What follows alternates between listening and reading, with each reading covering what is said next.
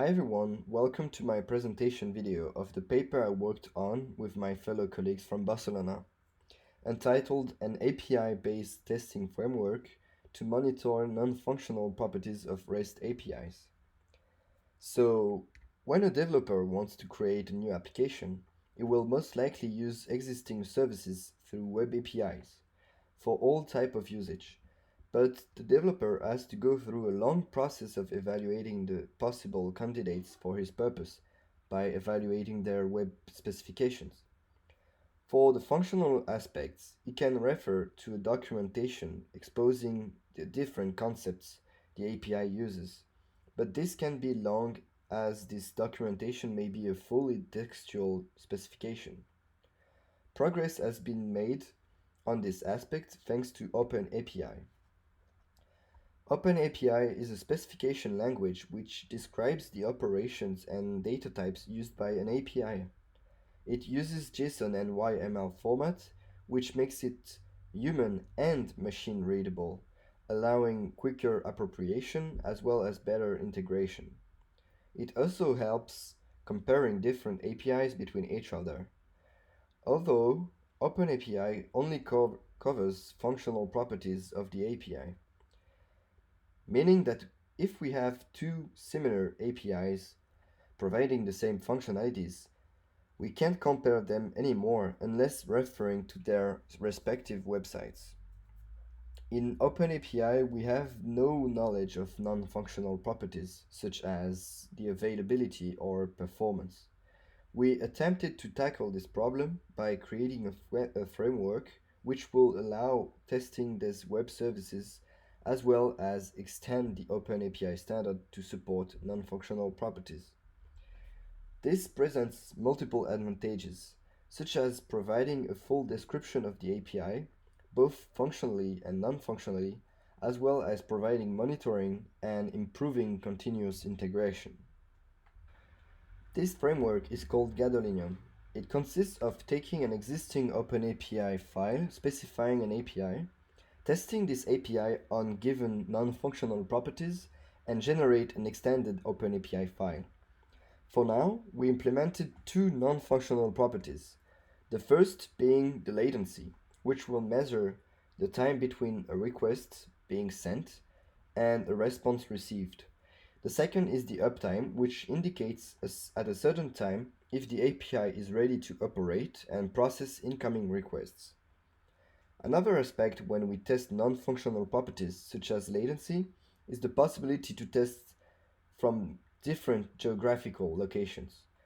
To achieve that, we are using all the Google's dataset locations.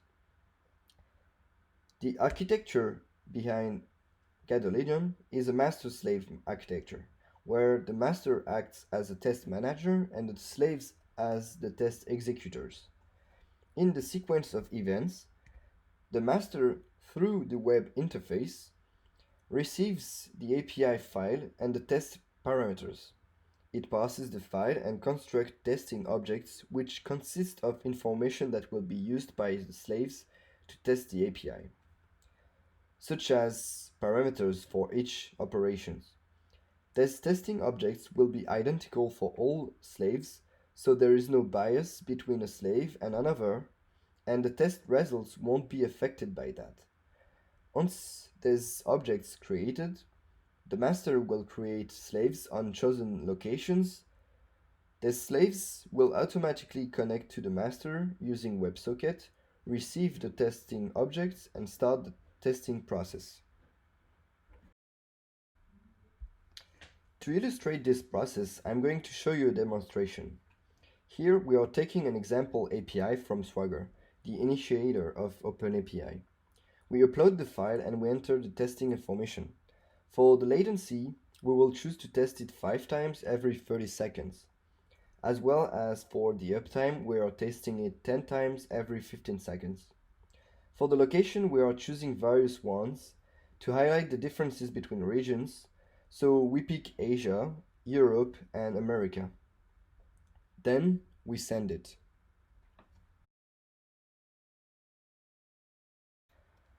When the slaves are connected to the master and have started the testing process, We can see results in progress on the web page.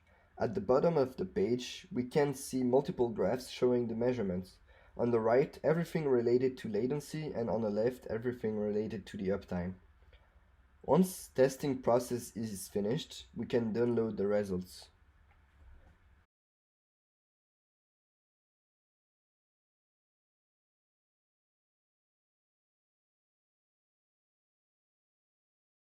The downloaded results are of a format depicted by our extension proposal. The motivations behind this extension are to improve the already massively used standard by supporting non-functional properties, to facilitate benchmarking of web services, and finally to improve continuous integration. So far, we proposed an extension for latency and uptime, but more non-functional requirements are welcome. So the downloaded results are composed of three files. The tests configuration file, which describes under which condition the API was tested, the result file, which lists the measurements over all the processing of testing, and finally the main file, which is the original file aggregated with links leading to the configuration and the result files. More information about how these files are generated can be found on the GitHub repository of Gadolinium. Thanks for watching. I'm looking forward answering any of your questions. Goodbye and stay safe.